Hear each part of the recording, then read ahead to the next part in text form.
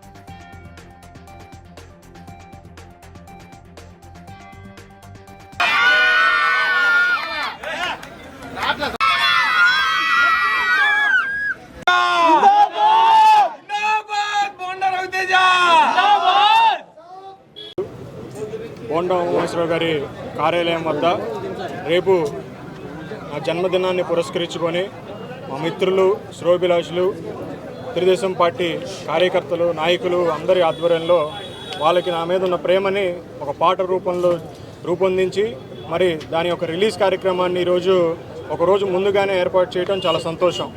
మరి ఈ పాటని నిర్మించిన వాళ్ళందరికీ, మరి ఈరోజు ఈ కార్యక్రమాన్ని ఎంత పెద్ద ఎత్తున చేసిన ప్రతి ఒక్కరికి కూడా నా హృదయపూర్వక అభినందనలు తెలియజేస్తూ ఉన్నాను.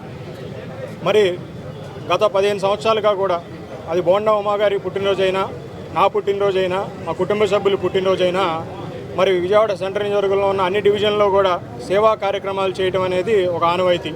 అది మా నాయకుడు బోండా ఉమా గారు మాకు చెప్పిన ఒక మంచి పద్ధతి.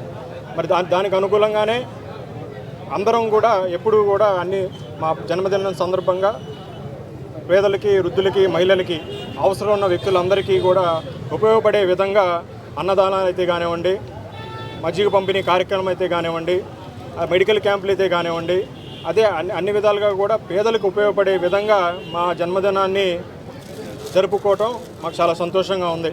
మరి అదేవిధంగా మన గౌరవ ముఖ్యమంత్రి వర్యులు నారా చంద్రబాబు గారు ఎంతో ప్రతిష్టాత్మకంగా P4 అనే పథకాన్ని రాష్ట్రంలో మొదలుపెట్టి మరి దానికి అనుకూలంగా ఈరోజు సెంట్రల్ నియోజకవర్గంలో 5 డివిజన్ని బాధ్యత నేను తీసుకోవడం జరుగుతూ ఉంది.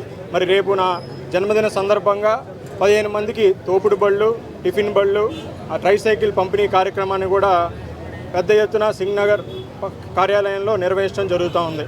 మరి ఈరోజు ఈ కార్యక్రమానికి విచ్చేసిన ప్రతి ఒక్కరికి నా హృదయపూర్వక ధన్యవాదాలు తెలియజేసుకుంటూ, ఏదైతే నమ్మకంతో బోండా ఉమా గారిని మీరు గెలిపించారో ఆ నమ్మకాన్ని వమ్ము చేయకుండా మీ ఇంట్లో ఒక తమ్ముడుగా, ఒక అన్నయ్యగా, మీ ఇంట్లో కుటుంబ సభ్యుడిగా మేము పనిచేస్తాం. మా కుటుంబం మీకు ఎల్లప్పుడూ కూడా అండగా దండగా నిలుస్తామని కూడా ఈ సందర్భంగా తెలియజేసుకుంటూ, ఈరోజు ముందుగా నా జన్మదినాన్ని వేడుకల్ని ఇంత పెద్ద ఎత్తున చేసినందుకు, నాకు జన్మదినాన్ని శుభాకాంక్షలు తెలియజేసిన ప్రతి ఒక్కరికి కూడా నా హృదయపూర్వక అభినందనలు, ధన్యవాదాలు తెలియజేసుకుంటా ఉన్నా.